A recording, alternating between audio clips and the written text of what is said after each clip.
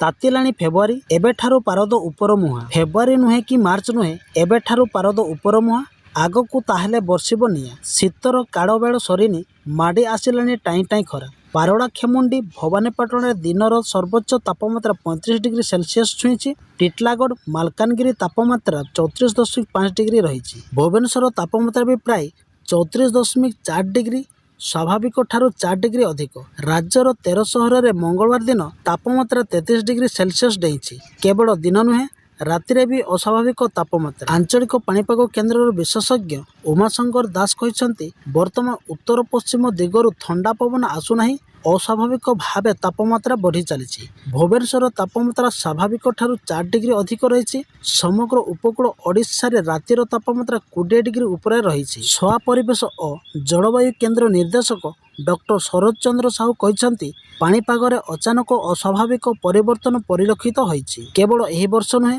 पूर्वर मध्य February रे एमिति अस्वाभाविक गरम अनुभूत होईछि 2012 2013 2014 रे मध्य फेब्रुआरी प्रथम सप्ताह एभली गरम होइथिला 2016 रे फेब्रुआरी 20 रे पारद 40 डिग्री टपिथिला 2019 रे मध्य एभली गरम होइथिला रातिर तापमात्रा पुरी रे 24 डिग्री थिबा बेले पारादीप रे 23.6 केन्द्रापड़ा रे 22.4 गोपालपुर रे 21.9 चांदबाली रे 21.9 बालेश्वर रे 21.7 भुवनेश्वर रे 21.7 टिटलागढ़ रे 21 ढेंकानाल रे 21 भद्रक रे 21 जाजपुर रे 21 मालकानगिरी रे 20.5 तालचेर और कटक रे 20 डिग्री सेल्सियस रेकर्ड होईछि।